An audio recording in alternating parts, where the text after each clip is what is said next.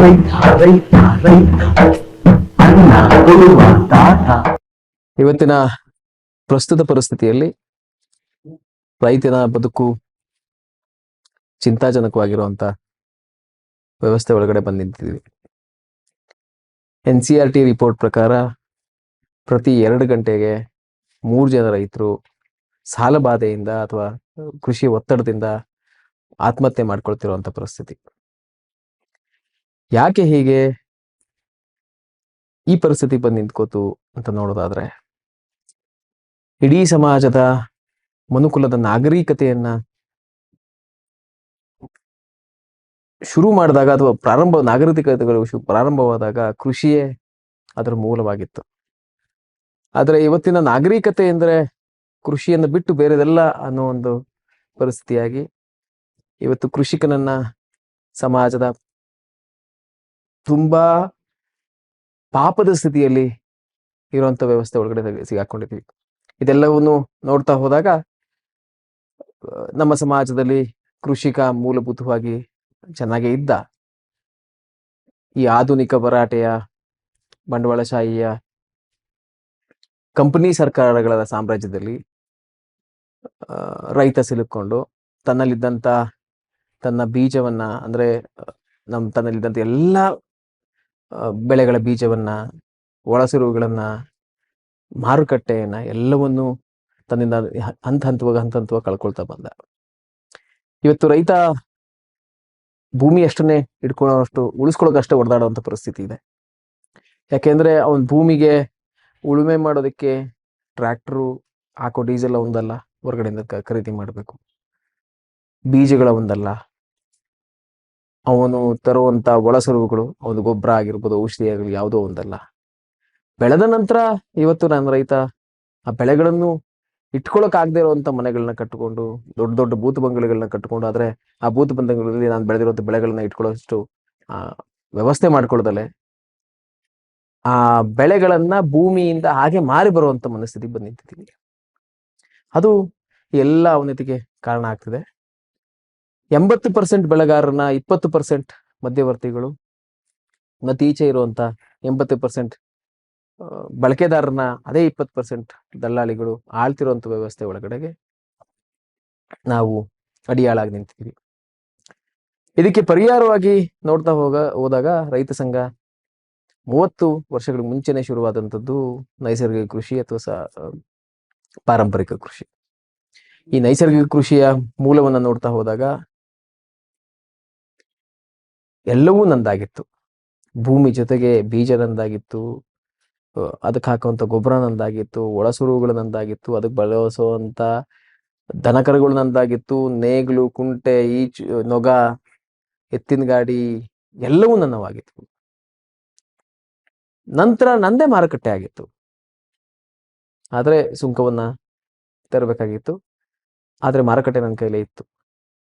ಈ ತರ ಪರಿಸ್ಥಿತಿಯನ್ನ ಎಲ್ಲರಿಗೂ, ಅಂದ್ರೆ ಇವತ್ತು ಗ್ರೀನ್ ರೆವಲ್ಯೂಷನ್ ನ ಹೆಸರಲ್ಲಿ ಎಲ್ಲವನ್ನು ಕಸ್ಕೊಂಡು ಯೂನಿವರ್ಸಿಟಿಗಳ ಮುಖಾಂತರ ನಮ್ಮನ್ನ ಎಲ್ಲರಿಗೂ ಗುಲಾಮರನ್ನು ಮಾಡಿದ್ದಾರೆ.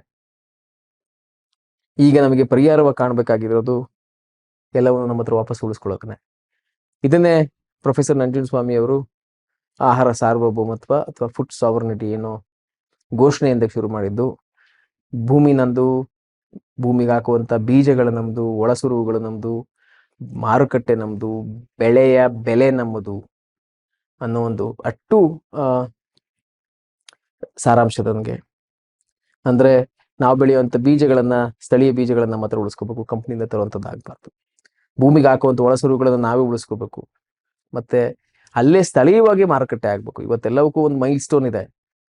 ಇವತ್ತಿನ ಯುದ್ಧದ ಪರಿಸ್ಥಿತಿಯಲ್ಲಿ ಎಲ್ಲರೂ ಚಿಂತಾಜನಕರಾಗಿದ್ದೀವಿ. ಯಾಕೆಂದ್ರೆ ಎಲ್ಲರೂ ಪರಾವಲಂಬಿಗಳಾಗಿದ್ದೀವಿ. ನಮ್ಮನೆ ಒರೆಯುವಂತ ಒಲೆಯ ಗ್ಯಾಸು ಎಲ್ಲಿಂದನೋ ಬರ್ತದೆ. ನಮ್ಮಲ್ಲಿದ್ದಂತ ಸೌದೆ ಒಲೆಗಳೆಲ್ಲ ಮೂಲೆಗೆ ಮಾಡ್ಕೊಡ್ತೀವಿ. ರೈತನಾಗಿ ಯೋಚನೆ ಮಾಡ್ತಾ ಹೋದ್ರೆ ಎಲ್ಲವನ್ನೂ ಯಾರಿಗೋಸ್ಕರ ದುಡಿತಾ ಇದೀವಿ ಅಂತಂದ್ರೆ, ನನಗೋಸ್ಕರ ಏನೂ ಇಲ್ಲ. ಈಗ ದುಡ್ದು ಆಚೆ ಕೂತ್ಕೊಂಡು ಸುಮ್ಮನೆ ಏನು ಮಾಡೋದಲ್ಲೇ ಕೂತ್ಕೋತೀನಿ ಅಂದ್ರೆ ದಿನಕ್ಕೆ 20 ರೂಪಾಯಿ ಮೊಬೈಲ್ ಯಾರು ಕಟ್ಟಬೇಕು. ನಾನು ಮೊಬೈಲಿಗೆ ಕಟ್ಟಬೇಕು, ಕೇಬಲ್ಗೆ ಕಟ್ಟಬೇಕು, ಕರೆಂಟಿಗೆ ಕಟ್ಟಬೇಕು, ನೀರಿಗೆ ಕಟ್ಟಬೇಕು, ನಂತರ ರೇಷನ್ ಇತರ ಕಟ್ಟಬೇಕು. ದುರಂತ ಪರಿಸ್ಥಿತಿ ಅಂದ್ರೆ ರೈತ ಯಾವ ಮಟ್ಟಿಗಾದ ಅಂದ್ರೆ ಏಕ ಬೆಳೆ ಪದ್ಧತಿಗೆ ಹೋಗ್ಬಿಟ್ಟು ಅವನ ಹತ್ರ ಇದ್ದಂತ ಅಷ್ಟೂ ವೈವಿಧ್ಯತೆಯನ್ನು ಕಳ್ಕೊಂಡು 20 ಎಕರೆ ಇರಲಿ, 50 ಎಕರೆ ಇರಲಿ, 2 ಎಕರೆ ಇರಲಿ ಜಮೀನು, ಮನೆಗೆ ಪೇಟೆಯಿಂದ ಮನೆಗೆ ಹೋಗ್ಬೇಕಾದ್ರೆ ಮನೆಗೆ ಒಂದು ಕವರಲ್ಲಿ ತರಕಾರಿ ಸೊಪ್ಪು ಇಟ್ಕೊಂಡು ಹೋಗ್ಬೇಕು ಅನ್ನೋ ಪರಿಸ್ಥಿತಿ. ಇದು ಒಟ್ಟಾರೆ ಆಹಾರ ಪದ್ಧತಿಯನ್ನೇ ಬೇರೆಯವ್ರ ಮೇಲೆ ಡಿಪೆಂಡ್ ಆಗಿದ್ದು ದುರಂತಕ್ಕೆ ಬಂದಿದೆ. ಇದಕ್ಕೆ ಪರಿಹಾರವಾಗಿ 20 ವರ್ಷಕ್ಕೆ ಮುಂಚೆನೆ 20-30 ವರ್ಷಕ್ಕೆ ಮುಂಚೆನೆ ಕರ್ನಾಟಕ ರಾಜ್ಯ ರೈತ ಸಂಘ ನಮ್ಮದೇ ಮಾರುಕಟ್ಟೆ ಶುರು ಮಾಡ್ತೀವಿ ಅಂತ ಹೇಳಿ ನಮ್ದು ಅನ್ನೋ ಒಂದು FPO ಅಥವಾ ನಮ್ದು ಒಂದು ಕೋಆಪರೇಟಿವ್ ಸಿಸ್ಟಮ್ನ ಶುರು ಮಾಡಿದ್ವಿ. ಆದರೆ ಪ್ರೊಫೆಸರ್ ಕಾಲವಾದ್ರ ನಂತರ ಅವರ ಹಿಂಬಾಲಕರಾದಂಥ ಅಥವಾ ಅವರು ಫಾಲೋವರ್ಸ್ಗಳು ಅದನ್ನ ಜೀರ್ಣ ಮಾಡ್ಕೊಳ್ಳೋಕೆ ತುಂಬಾ ಸಮಯ ತಗೊಂಡ್ರು. 20 ವರ್ಷ ಆದ್ಮೇಲೆ ಅವ್ರ ಮಕ್ಕಳೇ ಬರ್ಬೇಕಾಯ್ತು ಅದನ್ನ ಅರ್ಥ ಮಾಡ್ಕೊಂಡು ಮಾರುಕಟ್ಟೆ ಮಾಡ್ಲಿಕ್ಕೆ. ನಮ್ದು FPO ಸ್ಥಾಪನೆ ಆಗಿದೆ ಈಗ. ಇದು ಸಂಪೂರ್ಣವಾಗಿ ನೈಸರ್ಗಿಕ ಕೃಷಿಕರ ಒಕ್ಕೂಟ. ನಮ್ದು FPO ನಲ್ಲಿ ಬರೀ ನೈಸರ್ಗಿಕವಾಗಿ ಬೆಳೆದಿರುವಂತ ಬೆಳೆಗಳ ಉತ್ಪಾದನೆ ಮಾಡ್ಲಿಕ್ಕೆ ನಾವು ಒಂದಷ್ಟು ತರಬೇತಿಗಳನ್ನ ಕೊಡ್ತೀವಿ. ಉತ್ಪಾದನೆ ಮಾಡಿರುವಂತಹದನ್ನ ಮೌಲ್ಯವರ್ಧನೆ ಮಾಡೋ ತರಬೇತಿ ಆಗ್ತದೆ. ಜೊತೆಗೆ ಬೆಳೆದಿರೋದನ್ನ ಮಾರುಕಟ್ಟೆ ಮಾಡ್ಲಿಕ್ಕೂ ವ್ಯವಸ್ಥೆ ಮಾಡಿಕೊಟ್ಟಿದೀವಿ. ಆ ಮಾರುಕಟ್ಟೆ ವ್ಯವಸ್ಥೆಗೆ ಇವತ್ತು ನಮ್ದು ಕಡೆಯಿಂದ ರೈತ ಸಂಘದ ರೈತ ಸಂತೆ ಶುರುವಾಗಿದೆ ರಾಜರಾಜೇಶ್ವರಿ ನಗರದಲ್ಲಿ. ರಾಜರಾಜೇಶ್ವರಿ ನಗರದಲ್ಲಿ ನೇರ ಮಾರಾಟವೇ ನಮ್ಮ ಹೋರಾಟ ಅನ್ನೋ ಶೀರ್ಷಿಕೆಯಲ್ಲಿ ಈ ಸಂತೆಯನ್ನು ಶುರು ಮಾಡಿದ್ದೀವಿ. ಸರಿಸುಮಾರು 30-40 ಜನ ರೈತರು, 800-1000 ಜನ ಬಳಕೆದಾರರಿಗೆ, ಇಲ್ಲಿಯ ರಾಜೇಶ್ವರಿ ನಗರದ ಬಳಕೆದಾರರಿಗೆ ನಾವು ನೈಸರ್ಗಿಕ ಬೆಳೆದಿರುವಂತ ಅಡಿಗೆ ಮನೆಗೆ ಬೇಕಾಗಿರೋ ಎಲ್ಲ ಪದಾರ್ಥಗಳನ್ನು, ದವಸ ಧಾನ್ಯ, ಕಾಳು ಕಡ್ಡಿ, ಹಣ್ಣು ಹಂಪಲು, ತರಕಾರಿಗಳು, ಸೊಪ್ಪು, ಎಣ್ಣೆ, ಒಂದಷ್ಟು ಮೌಲ್ಯವರ್ಧಿತ ಆಹಾರಗಳು, ಮನೆಗೆ ಬೇಕಾಗಿರುವಂತ ಉಪ್ಪಿನಕಾಯಿ, ಹಪ್ಪಳ, ಸಂಡಿಗೆ ಎಲ್ಲವನ್ನೂ ಮಾಡಿ ರೈತರು ನೇರವಾಗಿ ಬಳಕೆದಾರರಿಗೆ ಕೊಡುವಂತ ವ್ಯವಸ್ಥೆ ಆಗ್ತದೆ. ಇಲ್ಲಿ ಯಾವುದೇ ರೀತಿಯಾದಂತ ಮಧ್ಯವರ್ತಿ ಇಲ್ಲದೆ, ಯಾವುದೇ ರೀತಿಯಾದಂತ ಮಧ್ಯವರ್ತಿಗಳನ್ನ ಇಲ್ಲಿ ಉತ್ತೇಜನ ಕೊಡಿದರೆ ಬೆಳೆಗಾರನೇ ನೇರವಾಗಿ ಬಳಕೆದಾರಕ್ಕೆ ತರಿಸ್ಬೇಕು ಅನ್ನುವಂಥ ವ್ಯವಸ್ಥೆ ಮಾಡ್ತಿದ್ದೀವಿ. ಸಂಪೂರ್ಣವಾಗಿ ಆರ್ಗ್ಯಾನಿಕ್ ಆಗಿದೆ. ಇಲ್ಲಿ ಎಲ್ಲ ನೈಸರ್ಗಿಕವಾಗಿ ಮಾಡಿರುವಂತ ಪದಾರ್ಥಗಳು. ಈ ಪದಾರ್ಥಗಳನ್ನ ನಾವು ರೈತನಿಗೆ ವೈಜ್ಞಾನಿಕ ಬೆಲೆ ನಿಗದಿ ಮಾಡೇ ಕೊಡಿಸ್ತಾ ಇದೀವಿ, ರೈತನ ಬೆಲೆನ. ಆದ್ರೂ ಕೂಡ ಇದು ಬಳಕೆದಾರರಿಗೆ ಮಾರುಕಟ್ಟೆಯಲ್ಲಿ ಲಭ್ಯವಿರುವಂತ ಯಾವುದೇ ಪದಾರ್ಥಗಳಿಗಿಂತ 15-20% ಅಷ್ಟೇ ಹೆಚ್ಚಾಗ್ತಿದೆ. ಇವತ್ತು ಆರ್ಗ್ಯಾನಿಕ್ ಹೆಸರಲ್ಲಿ ಆಗ್ತಿರುವಂತ ದಂಧೆಗಳಿಗೆ ಇದು ಒಂದು ಕಡಿವಾಣವೂ ಹೌದು. ನೇರವಾಗಿ ಮಾರುಕಟ್ಟೆ ಮಾಡ್ತಿರುವಂಥದ್ದು ಅವನಿಗೆ 20% ಹೊರೆ ಅನ್ಸೋದಿಲ್ಲ. ಯಾಕೆಂದ್ರೆ ಅವನು 20% ಎಕ್ಸ್ಟ್ರಾ ಕೊಟ್ಟು ತಗೊಂಡೋದ್ರು ತಿನ್ನುವಾಗ ಅವನು 50%ಗಿಂತ ಕಮ್ಮಿ ತಿನ್ನೋಕ್ಕಾಗೋದು. ಯಾಕೆಂದ್ರೆ ಇದು ಸಂಪೂರ್ಣವಾದ ಆಹಾರ ಆಗಿರೋದ್ರಿಂದ ಹೊಟ್ಟೆ ಅಥವಾ ನಮ್ಮ ದೇಹ ಅದು ಅರ್ಧಕ್ಕೇನೆ ತೃಪ್ತಿ ಆಗ್ತದೆ. ಇದು ಎಲ್ಲ ಬಳಕೆದಾರರಿಂದ ಬರ್ತಿರುವಂತ ಅವರ ಒಪಿನಿಯನ್ ಮತ್ತೆ ಇದು ನಿಜವಾದ ವಾಸ್ತವತೆ ಕೊಡೋದು. ಹಾಗಾಗಿ ನಾವು ಅಂದ್ಕೊಂಡಿದ್ದಂತ ಆಹಾರ ಸಾರ್ವಭೌಮತೆಯ ಒಂದು ಮೂಲವನ್ನ ನಾವು ಪರಿಹಾರವನ್ನ ಕಂಡುಕೊಂಡಿದ್ದೀವಿ ನಮ್ದು ಸಂತೆ ಮುಖಾಂತರ. ಇದರಲ್ಲಿ 5 ದೃಷ್ಟಿಕೋನದಲ್ಲಿ ನೋಡ್ತೀವಿ. ಮೊದಲನೇದು ಬೆಳೆಗಾರನಾಗಿ ಬೆಳೆಗೆ ಸಿಗ್ತಿರುವಂತ ನ್ಯಾಯವಾದ ಬೆಲೆ. ಮುಖ್ಯ ಭೂಮಿಯಲ್ಲಿ ಕಂಡ್ರು ಅವನಿಗೆ ಹಿಂದೆ ತಿರುಗಿ ನೋಡಿದಾಗ ಅವನ ಭೂಮಿಗೆ ವಿಷ ಹಾಕ್ತಲೇ ಅವನು ವಿಷಮುಕ್ತವಾದ ಭೂಮಿ ಮಾಡ್ತಾ ಇದ್ದಾನೆ, ಅವನದೇ ಬೀಜಗಳನ್ನು ಉಳಿಸ್ಕೊಳ್ತಾ ಇದ್ದಾನೆ, ಅವನ ಆರ್ಥಿಕತೆ ಉಳಿತಾ ಹೋಗ್ತದೆ, ಆರ್ಥಿಕ ಭದ್ರತೆ ಸಿಗ್ತದೆ. ಜೊತೆಗೆ ಬಳಕೆದಾರರಿಗೂ ವಿಷಮುಕ್ತವಾದ ಆಹಾರ ಸಿಗ್ತದೆ, ಪ್ರತಿಯೊಬ್ಬರಿಗೂ ಕೈಗೆಟುಕೋ ಬೆಲೆಯಲ್ಲಿ ಸಿಗ್ತಾ ಇದೆ. ಅದು ಇಂಪಾರ್ಟೆಂಟ್, ಅದು ಮುಖ್ಯವಾಗಿರುವಂಥದ್ದು. ಯಾಕೆಂದ್ರೆ ಇವತ್ತು ನೈಸರ್ಗಿಕ ಆರ್ಗ್ಯಾನಿಕ್ ಅನ್ನೋ ಹೆಸರಲ್ಲಿ ಜನಗಳ ಸುಲಿಗೆ ಆಗ್ತಿದೆ. ಆರ್ಗ್ಯಾನಿಕ್ ಫುಡ್ ಅಂದ್ರೆ ರಿಚ್ ಮೆನ್ ಫುಡ್ ಅನ್ನೋ ತರ ಆಗಿದೆ. ಸಾಹುಕಾರರ ಊಟ ಅಲ್ಲ, ನಿಜವಾದ ಸಮಾಜದ ಶ್ರಮಿಕ ವರ್ಗಕ್ಕೆ ಸಿಗ್ಬೇಕಾಗಿರುವಂತ ಆಹಾರ ಇದು. ನಮ್ಮ ಶ್ರಮಿಕ ವರ್ಗಕ್ಕೆ ಒಳ್ಳೆ ಆಹಾರವನ್ನ ಕೊಟ್ಟಾಗ ಮಾತ್ರ ನಮ್ಮ ಸಮಾಜ ಗಟ್ಟಿಯಾಗಿ ಶಕ್ತಿಯುತವಾಗಿರೋಕ್ ಸಾಧ್ಯ. ನಮ್ಮ ಸಮಾಜದ ಶಕ್ತಿಯನ್ನು ವೃದ್ಧಿಸಿಕೆ ಮಾಡ್ತಿರುವಂತ ಒಂದು ಆ ದೃಷ್ಟಿಕೋನದಲ್ಲಿ ಯೋಚನೆ ಮಾಡ್ತಿರುವಂಥದ್ದು. ಇಲ್ಲಿ ನೇರವಾಗಿ ಬಳಕೆದಾರರ ಮತ್ತೆ ಬೆಳೆಗಾರರ ಸಮ್ಮಿಲನ ಆಗ್ತದೆ.